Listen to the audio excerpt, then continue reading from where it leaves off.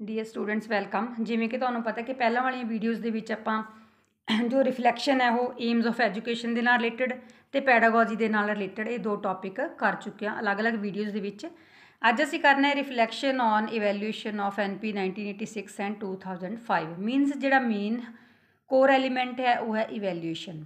ਰਾਸ਼ਟਰੀ ਸਿੱਖਿਆ ਨੀਤੀ 1986 ਅਤੇ ਰਾਸ਼ਟਰੀ ਪਾਠਕ੍ਰਮ ਰੂਪਰੇਖਾ 2005 ਦਾ ਮੁਲਾਂਕਣ ਦਾ ਚਿੰਤਨ ਕਰਨਾ ਹੈ।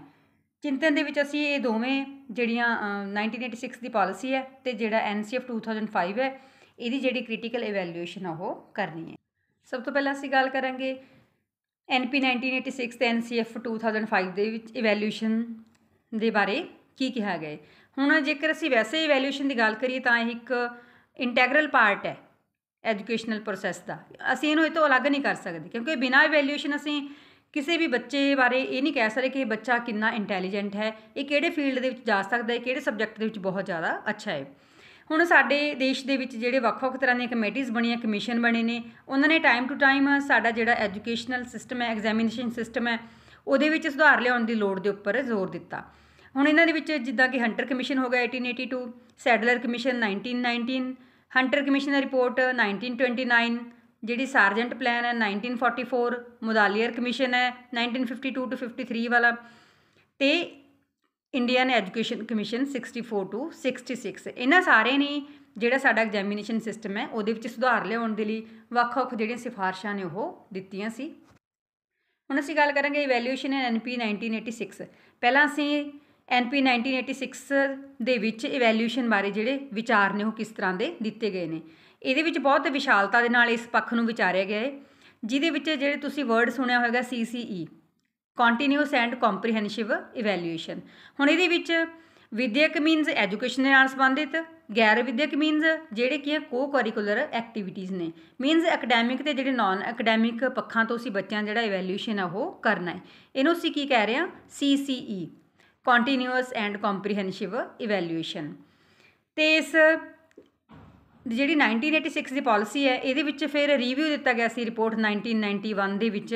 ਇਹਦੇ ਵਿੱਚ ਵੀ ਕੰਟੀਨਿਊਸ ਕੰਪਰੀਹੈਂਸਿਵ ਇੰਟਰਨਲ ਇਵੈਲੂਏਸ਼ਨ ਦੇ ਉੱਪਰ ਜ਼ੋਰ ਦਿੱਤਾ ਗਿਆ ਸੀ। ਮੀਨਜ਼ ਬੱਚੇ ਦੀ ਜਿਹੜੀ ਇੰਟਰਨਲ ਇਵੈਲੂਏਸ਼ਨ ਉਹ ਹੋਣੀ ਜ਼ਰੂਰੀ ਹੈ। ਮੀਨਜ਼ ਬੱਚੇ ਦੇ ਅਸੀਂ ਹਰ ਪੱਖ ਤੋਂ ਉਹਨੂੰ ਇਵੈਲੂਏਟ ਕਰਨਾ ਹੈ, ਭਾਵੇਂ ਅਸੀਂ ਉਹਦਾ ਫਿਜ਼ੀਕਲ ਐਸਪੈਕਟ ਲੈ ਲਈਏ, ਗੇਮਸ ਦੇ ਵਿੱਚ ਦੇਖ ਲਈਏ ਕਿਸ ਤਰ੍ਹਾਂ ਦਾ ਹੈ, ਕੋ ਕਰਿਕੂਲਰ ਐਕਟੀਵਿਟੀ ਦੇ ਵਿੱਚ ਦੇਖ ਲਈਏ ਜਾਂ ਅਕੈਡੈਮਿਕ ਦੇ ਵਿੱਚ ਦੇਖ ਲਈਏ। ਇਸ ਪ੍ਰਕਾਰ ਜਿਹੜੀ ਇਹ 1986 ਦੀ ਪਾਲਿਸੀ ਇਹਨੇ ਸਕੂਲਾਂ ਦੇ ਵਿੱਚ CCE ਦੀ ਸਿਫਾਰਿਸ਼ ਕੀਤੀ ਹੈ। CCE ਦਾ ਮਤਲਬ ਮੈਂ ਤੁਹਾਨੂੰ ਦੱਸ ਚੁੱਕੀ ਹਾਂ, ਕੰਟੀਨਿਊਸ ਐਂਡ ਕੰਪਰੀਹੈਂਸਿਵ ਇਵੈਲੂਏਸ਼ਨ। ਹੁਣ NCF 2005 ਵਿੱਚ ਮੁਲਾਂਕਣ ਇਵੈਲੂਏਸ਼ਨ NCF 2005। ਜਿਹੜਾ NCF 2005 ਦਾ ਡਾਕੂਮੈਂਟ ਹੈ ਇਹਦੇ ਵਿੱਚ ਇਵੈਲੂਏਸ਼ਨ ਬਾਰੇ ਕੀ ਕਿਹਾ ਗਿਆ ਹੈ।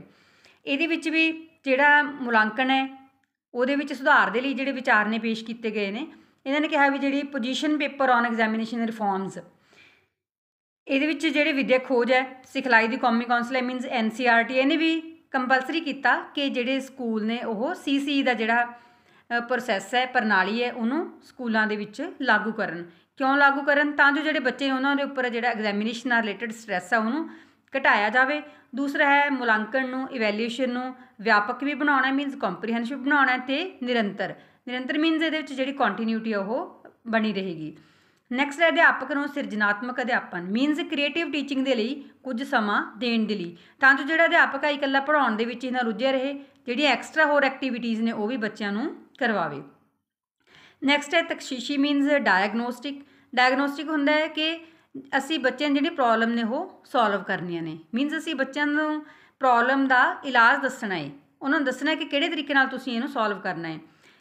ਡਾਇਗਨੋਸਿਸ ਦਾ ਇੱਕ ਸਾਧਨ ਪ੍ਰਦਾਨ ਕਰਨ ਲਈ ਤਾਂ ਜੋ ਜਿਹੜੇ ਵਿਦਿਆਰਥੀ ਨੇ ਉਹਨਾਂ ਦੇ ਵਿੱਚ ਜਿਹੜੀਆਂ ਹੋਰ ਸਕਿੱਲਸ ਨੇ ਉਹ ਵੀ ਡਿਵੈਲਪ ਹੋ ਸਕਣ। ਅਤੇ ਇਹਦੇ ਵਿੱਚ ਵੀ ਮੀਨਸ ਭਾਵੇਂ ਅਸੀਂ 1986 ਵਾਲੇ ਡਾਕੂਮੈਂਟ ਦੀ ਗੱਲ ਕਰੀਏ, ਭਾਵੇਂ NCF 2005 ਵਾਲਾ ਡਾਕੂਮੈਂਟ, ਦੋਵਾਂ ਦੇ ਵਿੱਚ ਹੀ ਜਿਹੜਾ CCE ਦੀ ਜਿਹੜੀ ਗੱਲ ਹੈ ਉਹ ਕੀਤੀ ਗਈ ਹੈ। ਮੀਨਸ ਵਧੇਰੇ ਜ਼ੋਰ ਦਿੱਤਾ ਗਿਆ ਹੈ ਕਿ ਇਸ ਤਰੀਕੇ ਦਾ ਜਿਹੜਾ ਸਿਸਟਮ ਹੈ ਸਕੂਲਾਂ ਦੇ ਵਿੱਚ ਬੱਚਿਆਂ ਦੀ ਇਵੈਲੂਏਸ਼ਨ ਕਰਨ ਦੇ ਲਈ ਲਾਗੂ ਕੀਤਾ ਜਾਣਾ ਜ਼ਰੂਰੀ ਹੈ।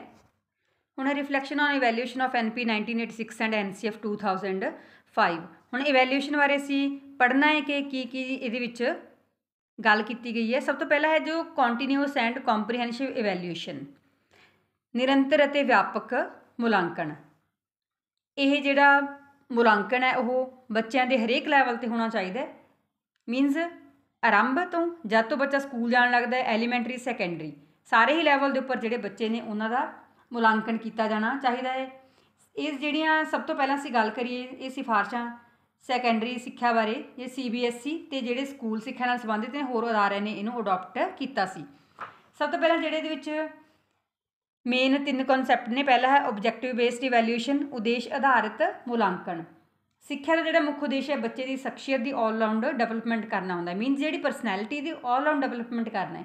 ਇਹਦੇ ਲਈ ਜਿਹੜੇ ਬੱਚੇ ਨੇ, ਸਟੂਡੈਂਟਸ ਨੇ, ਉਹਨਾਂ ਦਾ ਮੁਲਾਂਕਣ ਸਿਰਫ ਅਕੈਡੈਮਿਕ ਫੀਲਡ ਤੱਕ ਹੀ ਅਸੀਂ ਸੀਮਿਤ ਨਹੀਂ ਰੱਖਣਾ, ਸਗੋਂ ਜਿਹੜਾ ਮੁਲਾਂਕਣ ਆ ਉਹ ਕੰਪਲਸਰੀ ਹੋਣਾ ਚਾਹੀਦਾ ਅਤੇ ਬੱਚੇ ਦੇ ਹਰ ਇੱਕ ਉਹਦੇ ਜਿਹੜੇ ਇੰਟਰਸਟ ਨੇ, ਉਹਦੇ ਗੁਣ ਨੇ, ਉਹਦੀਆਂ ਰੁਚੀਆਂ ਨੇ, ਉਹਦਾ ਐਟੀਟਿਊਡ ਹੈ, ਦ੍ਰਿਸ਼ਟੀਕੋਣ ਆ ਉਹਦੇ ਵਿੱਚ ਜਿਹੜੀਆਂ ਸਕਿੱਲਸ ਨੇ, ਭਾਵੇਂ ਉਹਦੀਆਂ ਪਰਸਨਲ ਨੇ ਭਾਵੇਂ ਸੋਸ਼ਲ ਨੇ, ਅਸੀਂ ਸਾਰੀਆਂ ਨੂੰ ਧਿਆਨ ਦੇ ਵਿੱਚ ਰੱਖ ਕੇ ਕਰਨਾ ਹੈ ਤਾਂ ਜੋ ਅਸੀਂ ਜਿਹੜਾ ਪਰਸਨੈਲਿਟੀ ਡਿਵੈਲਪਮੈਂਟ ਵਾਲਾ ਜਾਂ ਆਲਰਾਊਂਡ ਡਿਵੈਲਪਮੈਂਟ ਵਾਲਾ ਉਦੇਸ਼ ਹੈ ਉਹਨੂੰ ਪੂਰਾ ਕਰ ਸਕੀਏ। ਅਤੇ ਇਹਦੇ ਨਾਲ ਕੀ ਹੋਏਗਾ ਵੀ ਜਿਹੜੇ ਬੱਚੇ ਨੇ ਉਹਨਾਂ ਦੇ ਅਕੋਰਡਿੰਗ ਜਿਹੜਾ ਪ੍ਰੋਪਰ ਢੁਕਵਾਂ ਕੰਟੈਂਟ ਹੈ, ਵਿਸ਼ਾ ਵਸਤੂ ਹੈ, ਅਤੇ ਜਿਹੜੇ ਉਹਨਾਂ ਦੇ ਨਾਲ ਸਹੀ ਟੀਚਿੰਗ ਲਰਨਿੰਗ ਵਾਲੇ ਜਿਹੜੇ ਮੈਥਡਸ ਨੇ ਉਹ ਸਹੀ ਤਰੀਕੇ ਨਾਲ ਤਿਆਰ ਕੀਤੇ ਜਾ ਸਕਣਗੇ। ਨੈਕਸਟ ਹੈ ਕੰਪਰੀਹੈਂਸਿਵ ਇਵੈਲੂਏਸ਼ਨ, ਵਿਆਪਕ ਮੁਲਾਂਕਣ। ਜੇਕਰ ਅਸੀਂ ਪੁਰਾਣੇ ਸਮੇਂ ਦੀ ਗੱਲ ਕਰੀਏ ਤਾਂ ਉੱਥੇ ਸਿਰਫ ਅਕੈਡੈਮਿਕ ਫੀਲਡ ਦੇ ਉੱਪਰ ਹੀ ਬੱਚਿਆਂ ਦਾ ਜਿਹੜਾ ਪੜ੍ਹਾਈ ਵਾਲਾ ਖੇਤਰ ਉਹਦੇ ਉੱਪਰ ਹੀ ਧਿਆਨ ਦਿੱਤਾ ਜਾਂਦਾ ਸੀ ਅਤੇ ਜਿਹੜੇ ਗੈਰ ਅਕੈਡੈਮਿਕ ਫੀਲਡਸ ਨੇ ਉਹਨਾਂ ਨੂੰ ਇਗਨੋਰ ਕੀਤਾ ਜਾਂਦਾ ਸੀ। ਬਟ ਹੁਣ ਕੀ ਹੋ ਰਿਹਾ ਕਿ ਅਸੀਂ ਬੱਚੇ ਦੀ ਜਦੋਂ ਇਵੈਲੂਏਸ਼ਨ ਕਰਨੀ ਤਾਂ ਉਹ ਕੰਪਰੀਹੈਂਸਿਵ ਹੋਏਗੀ, ਮੀਨਸ ਅਸੀਂ ਬੱਚੇ ਦੀਆਂ ਜਿਹੜੀਆਂ ਉਹਦੇ ਇੰਡੀਵਿਜੂਅਲ ਅਤੇ ਸੋਸ਼ਲ ਕੈਪੇਬਿਲਿਟੀਜ਼ ਨੇ ਉਹ ਦੇਖਣੀਆਂ ਨੇ, ਜਿਵੇਂ ਕਿ ਬੱਚਾ ਕਿੰਨੀ ਕੁ ਜ਼ਿੰਮੇਵਾਰੀ ਨੂੰ ਸਮਝਦਾ ਹੈ, ਠੀਕ ਹੈ ਜੀ, ਕਿੰਨਾ ਕੁ ਦੂਸਰੇ ਬੱਚੇ ਨਾਲ ਕੋਆਪਰੇਟ ਕਰਕੇ ਗੱਲ ਕਰ ਰਿਹਾ, ਕੰਮ ਕਰ ਰਿਹਾ, ਸਮੇਂ ਦਾ ਕਿੰਨਾ ਕੁ ਪੰਕਚੁਅਲ ਹੈ, ਉਹਦਾ ਮੀਨਸ ਇੰਡੀਵਿਜੂਅਲੀ ਅਤੇ ਸੋਸ਼ਲੀ ਉਹਦੇ ਕੈਪੇਬਿਲਿਟੀਜ਼ ਨੂੰ ਅਸੀਂ ਦੇਖਣਾ ਹੈ। ਫਿਰ ਅਸੀਂ ਬੱਚੇ ਦੇ ਇੰਟਰਸਟ ਵੀ ਦੇਖਣੇ ਨੇ ਕਿ ਸਾਹਿਤ ਦੇ ਵਿੱਚ ਕਿਸ ਤਰ੍ਹਾਂ ਦਾ ਹੈ, ਕਲਾ ਦੇ ਵਿੱਚ ਕਿਸ ਤਰ੍ਹਾਂ ਦਾ ਹੈ, ਸੰਗੀਤ ਆਦਿ, ਜਾਂ ਕੋਈ ਹੋਰ ਉਹਦੇ ਇੰਟਰਸਟ ਨੇ, ਕੋਈ ਲਿਖਣ ਦੇ ਵਿੱਚ ਹੈ, ਪੜ੍ਹਨ ਦੇ ਵਿੱਚ ਹੈ, ਕਿਸ ਤਰੀਕੇ ਦਾ ਬੱਚਾ ਇੰਟਰਸਟ ਲੈ ਰਿਹਾ ਹੈ। ਫਿਰ ਹੈ ਹੈਲਥ ਲੈਵਲ ਦੇ ਉੱਪਰ ਬੱਚੇ ਦੀ ਕਿੰਨੀ ਹਾਈਟ ਹੈ, ਵੇਟ ਹੈ, ਬੱਚਾ ਕਿੰਨਾ ਕੁ ਆਪਣੀ ਜਿਹੜੀ ਯੂਨੀਫਾਰਮ ਹੈ ਸਾਫ਼ ਪਾ ਕੇ ਆ ਰਿਹਾ ਹੈ, ਕਿੰਨੀ ਕੁ ਉਹਦੀ ਜਿਹੜੀ ਵਧੀਆ ਹੈਲਥ ਦੀ ਪ੍ਰੋਗਰੈਸ ਉਹ ਹੋ ਰਹੀ ਹੈ। ਅਤੇ ਨਾਲ ਹੀ ਹੈ ਉਹਦੇ ਵਿੱਚ ਬੱਚੇ ਦੇ ਜਿਹੜੇ ਲੋੜੀਂਦੇ ਦ੍ਰਿਸ਼ਟੀਕੋਣ ਨੇ, ਐਟੀਟਿਊਡ ਨੇ, ਉਹ ਕਿਸ ਤਰ੍ਹਾਂ ਦੇ ਨੇ, ਮੀਨਸ ਆਪਣੇ ਦੇਸ਼ ਦੇ ਪ੍ਰਤੀ, ਡੈਮੋਕ੍ਰੇਸੀ ਦੇ ਪ੍ਰਤੀ ਕਿਸ ਤਰ੍ਹਾਂ ਦੀ ਉਹ ਜਿਹੜੀ ਧਰਮ ਨਿਰਪੱਖਤਾ ਬਾਰੇ ਗੱਲ ਕਰਦਾ ਹੈ।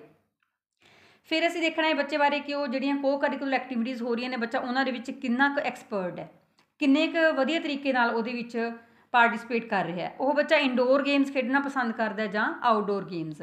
ਅਸੀਂ ਇਹਨਾਂ ਸਾਰੀਆਂ ਚੀਜ਼ਾਂ ਨੂੰ ਦੇਖਣਾ ਹੈ, ਜਿਹੜੇ ਕਿ ਸਾਰੇ ਹੀ ਬੱਚੇ ਦੀ ਜਿਹੜੀ ਪਰਸਨੈਲਿਟੀ ਹੈ ਉਹਨੂੰ ਧਿਆਨ ਦੇ ਵਿੱਚ ਰੱਖ ਕੇ ਦੇਖਿਆ ਜਾਏਗਾ ਕਿ ਬੱਚੇ ਦਾ ਅਸੀਂ ਜਦੋਂ ਮੁਲਾਂਕਣ ਕਰ ਰਹੇ ਹਾਂ ਤਾਂ ਇਹਨਾਂ ਸਾਰੀਆਂ ਚੀਜ਼ਾਂ ਨੂੰ ਅਸੀਂ ਜ਼ਰੂਰ ਦੇਖਾਂਗੇ, ਜਿਹੜੀ ਮੈਂ ਉਪਰੋਕਤ ਹੁਣੇ ਬੋਲ ਕੇ ਹਟੀ ਹਾਂ ਤੁਹਾਡੇ ਲਈ। ਅਤੇ ਜਦੋਂ ਅਸੀਂ ਰਿਕਾਰਡ ਮੇਨਟੇਨ ਕਰਨਾ ਹੈ ਤਾਂ ਇਸ ਤਰੀਕੇ ਨਾਲ ਜਿਹੜਾ ਕਮੂਲੇਟਿਵ ਰਿਕਾਰਡ ਕਾਰਡ ਹੈ ਬੱਚੇ ਦਾ ਬਣਾਇਆ ਜਾਵੇਗਾ, ਜਿਹਦੇ ਵਿੱਚ ਬੱਚੇ ਦੇ ਵਿਅਕਤੀਗਤ ਅਤੇ ਜਿਹੜੀਆਂ ਸਮਾਜਿਕ ਯੋਗਤਾਵਾਂ, ਉਹਦੇ ਇੰਟਰਸਟ, ਉਹਦਾ ਸਿਹਤ ਦਾ ਲੈਵਲ, ਉਹ ਕੋ-ਕਰਿਕੂਲਰ ਐਕਟੀਵਿਟੀ ਦੇ ਵਿੱਚ ਕਿਸ ਤਰੀਕੇ ਨਾਲ ਪਾਰਟੀਸਪੇਟ ਕਰ ਰਹੇ, ਸਾਰੀਆਂ ਚੀਜ਼ਾਂ ਹੀ ਸ਼ਾਮਿਲ ਹੋਣਗੀਆਂ।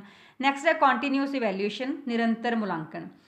ਅਤੇ ਫਿਰ ਜਿਹੜਾ ਮੁਲਾਂਕਣ ਹੈ ਉਹ ਨਿਰੰਤਰ ਚੱਲਣਾ ਚਾਹੀਦਾ ਹੈ।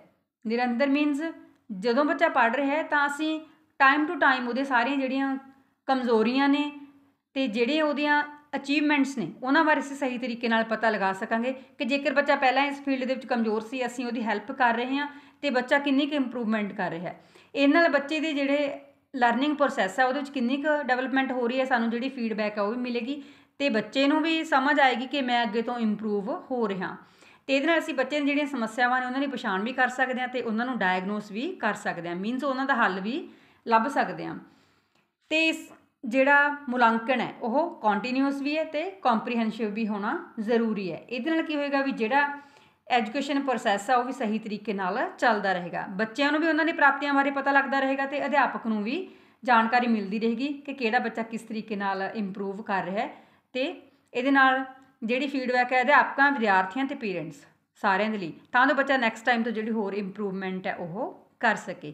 ਡੀਅਰ ਸਟੂਡੈਂਟਸ, ਮੈਂ ਉਮੀਦ ਕਰਦੀ ਹਾਂ ਕਿ ਇਹ ਇਵੈਲੂਏਸ਼ਨ ਵਾਲਾ ਟੌਪਿਕ ਵੀ ਤੁਹਾਨੂੰ ਸਹੀ ਤਰੀਕੇ ਨਾਲ ਕਲੀਅਰ ਹੋ ਗਿਆ ਹੋਵੇਗਾ। Thanks for watching.